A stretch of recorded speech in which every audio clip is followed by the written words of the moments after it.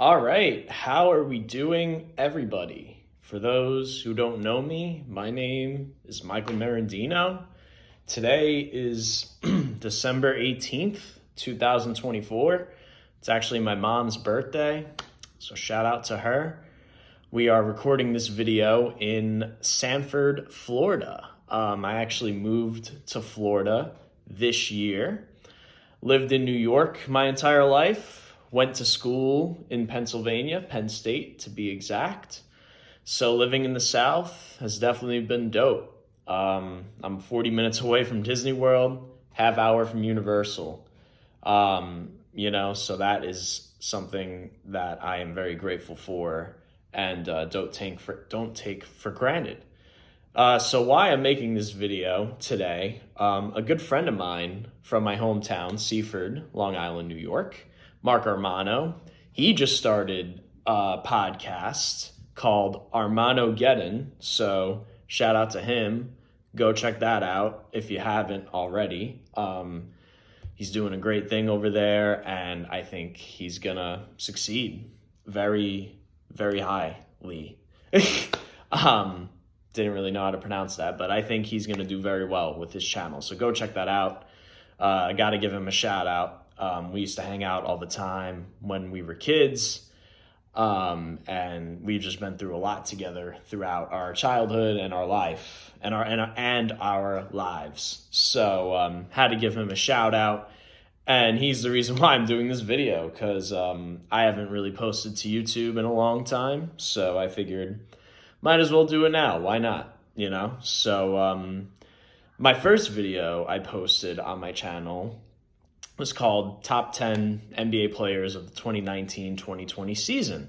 So I figured with this video, I would stick with the same topic, NBA basketball, because NBA basketball has been something I felt passionate about for a very long time. I started watching the New York Knicks in 2008 when I was 8 years old, and I have watched every single NBA season starting from the 2010-2011 season, which was the year LeBron James made his decision to play for the Miami Heat. So I have paid attention to every single NBA season since that year. So dating back to then, you tell me anything, I will remember it and know it. But that's why we're here. So the year is 2024, we're entering 2025, and NBA viewership has decreased dramatically. People may say reasons for this are that there are too many three-pointers being taken by every team in the league. Back in the 2010 decade, 2010 to 2020, at least in the early 2010s when I first started watching NBA basketball, it used to be a lot more physical. It used to be not as many threes taken. And it used to be a brand of basketball that people would love to watch because it would be, it would be more physical, and it would be, there would be more kind of altercations, and there would be more, I won't say fights, but it was just more physical. It was more competitive. It wasn't all about the money, and players actually wanted to compete. But now, going into the year 2025, viewership is down. I actually have my laptop here, so I don't want to assume why viewership is down. So let's look it up, shall we? Why is NBA viewership declining? There we go. Perfect. Okay, so Yahoo Sports says, while it is tough enough to blame any one factor, analysts say the NBA has too many regular season games and lacks continuity, with players changing teams more frequently and teams changing uniform designs more often, which has confused and turned off some fans. I don't know if I agree with that.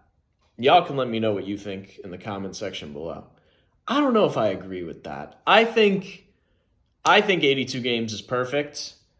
If they made the NBA season less than 82 games, then I mean, there's nothing I can do about it. Like, it is what it is. But I don't think there's too many regular season games in the NBA. I think 82 games is perfect.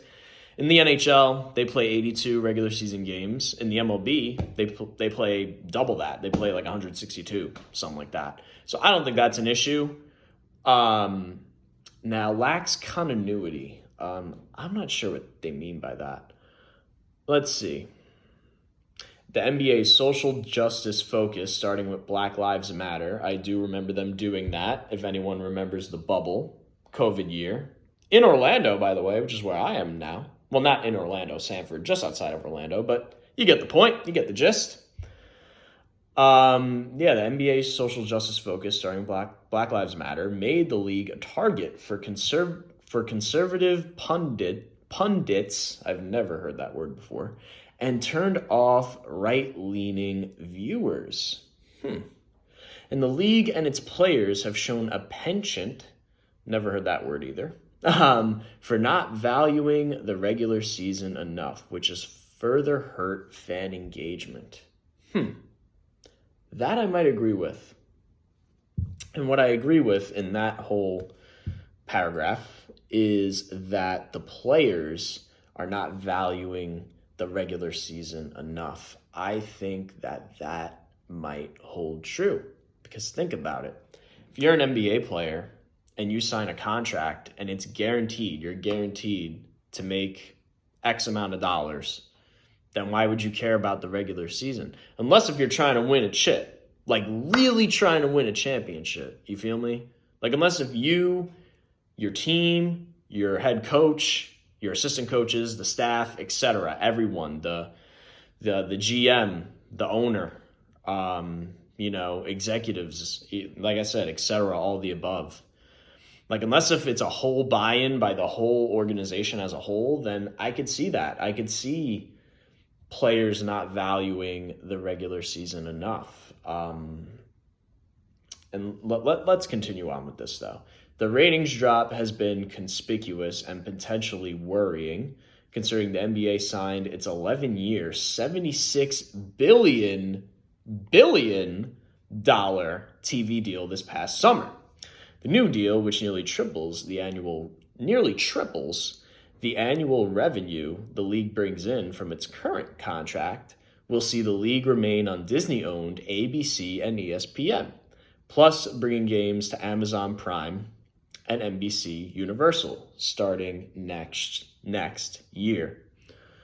Wall Street analysts, however, say it is too early to panic.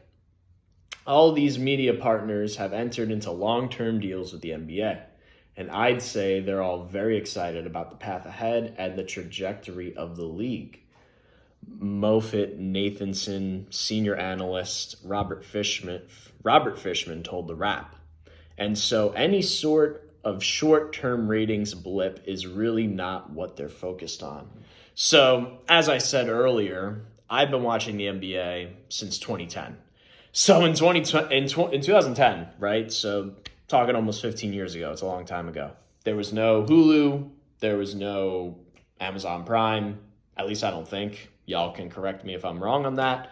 But in 2010, 2011, you just watch NBA on cable, TNT, ABC, ESPN, MSG, if you're a Knicks fan from New York, like myself, so let's see here.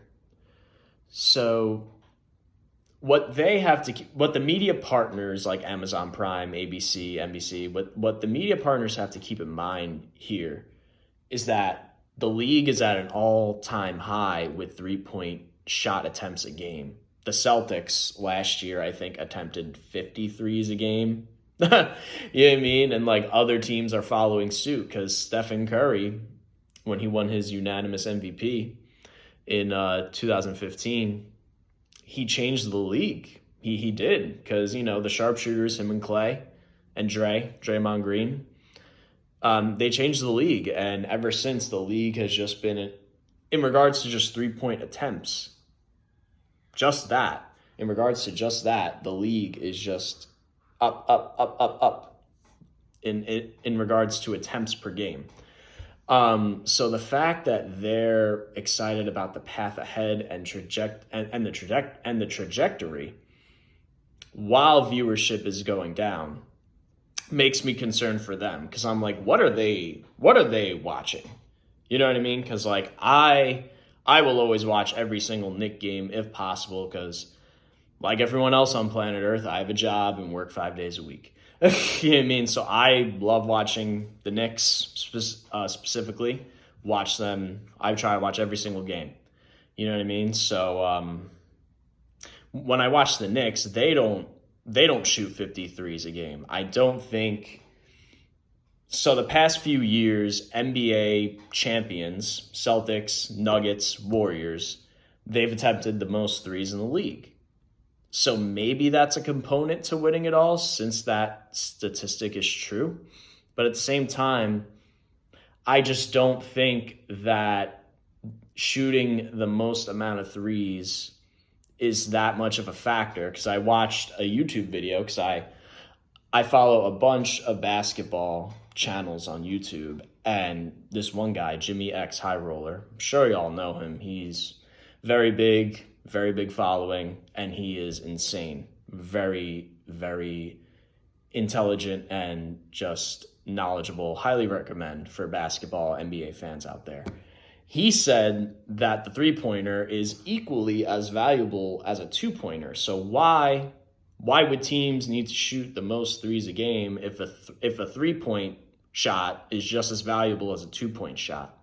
So that's where I am with it. The ratings are declining in the NBA, which is not a good thing. I think basketball is a very entertaining sport, and I think teams shooting too many three-pointers a game clearly it's not good for the league. Viewership is going down. So I don't know how these media partners are feeling right now. I don't know if they're still excited about the path ahead and the trajectory of the league, if we're just going to keep shooting threes all game and the refs are going to call technical fouls for the littlest things, like a player clapping. You know what I mean? So I would be worried if I were media partners who just signed this 11-year, $76 billion TV deal. I would be very worried, because viewership is down. And if you don't have viewership, then it's going to be a big problem. But we're almost at 13 minutes, so I guess I'll end it there. Let me know what you want me to talk about in the next video. I intend to keep this channel focused on primarily NBA basketball, NBA news, what's going on in the league. In my next video, I don't know when that will be, but in my next video, I'd like to talk about, who's the best player in the league, who are the best teams in the league, kind of more of that stuff. I kind of just wanted to start off with this because it's been an issue. Viewership has been declining, so I just wanted to talk about it and give y'all my thoughts. And, like and comment and, subscribe. And I guess I'll see you guys in the next video. Peace.